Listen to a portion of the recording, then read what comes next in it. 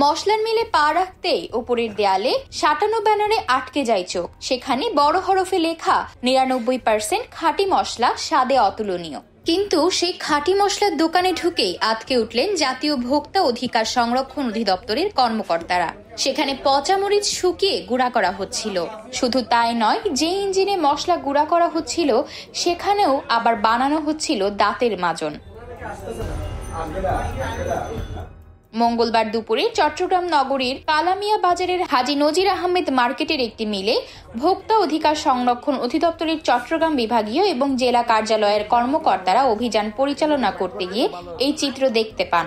অভিযানে ছিলেন অধিদপ্তরের চট্টগ্রাম বিভাগীয় কার্যালয়ের সহকারী পরিচালক মোহাম্মদ আনিসুর রহমান, সহকারী পরিচালক রানা দেবনাথ এবং চট্টগ্রাম জেলা কার্যালয়ের সহকারী পরিচালক নাসরিন আক্তার। তাদের সহযোগিতা করেন ছাত্র জনতা ও পুলিশ। অধিদপ্তরের বিভাগীয় কার্যালয়ের সহকারী পরিচালক মোহাম্মদ আনিসুর রহমান বলেন, এই মিলে ব্যবহার অনুপযোগী, একেবারে নষ্ট, ধুলাবালি ও ময়লা আবর্জনাযুক্ত মরিচ গুঁড়া করা হচ্ছিল। আমাদের ধারণা ভালো মরিচের গুঁড়ার সঙ্গে এগুলো মিশিয়ে বিক্রি করা হচ্ছিল। তবে দোকানি আমাদের কাছে বলেছেন এই মরিচের গুঁড়া আচারে ব্যবহার করার জন্য বিক্রি করেন তিনি। কিন্তু আচারে হোক কিংবা অন্য কোনো খাবারেই হোক, এই মরিচের গুঁড়া খাওয়ার জন্য একেবারেই অনুপযোগী। আর এই মিলে একই সঙ্গে দাঁতের মাজনের গুঁড়াও করা হচ্ছিল।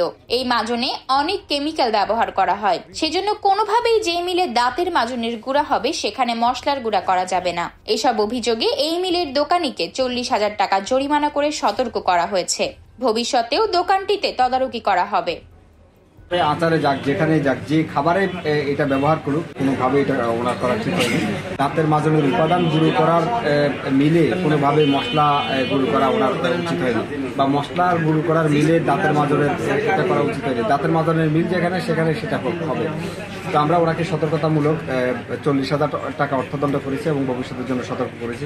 তবে মিলের মালিকের দাবি মশলাগুলো তার না, তিনি শুধু গুঁড়িয়ে দেন। তিনি বলেন, এগুলো বিভিন্ন জনের, তারা আমার কাছে নিয়ে আসেন, আমি শুধু গুঁড়িয়ে দেই। আর এই মরিচগুলো আচারের কাজে ব্যবহার করেন তারা। মরিচগুলো কি কাজে ব্যবহার করতেন? আচারে ব্যবহার করে ফাটের মাল, এটা আমার মাল না, আমি ফাটিও লাগতে পাঠাইছি না, এই ফাটাইছি নাকি শুকাই নেই, ভালো লাগতে মানে ভালো লাঠি গেছে একদম তাকে। আচ্ছা, আপনার কাজটা হচ্ছে দেখি চোরানো নাকি? আচ্ছা, আপনি মরিচের ফ্যাক্টরিতে ওই মাজন কেন চোরান সেটা বলেন। এটা তো রং, শুধু ডালচিনি আর কিছু না। মাজন শুধু রং, ডালচিনি। অবশ্য মশলাগুলো যে খাওয়ার অনুপযোগী সেটি স্বীকার করেছেন মিলের মালিক।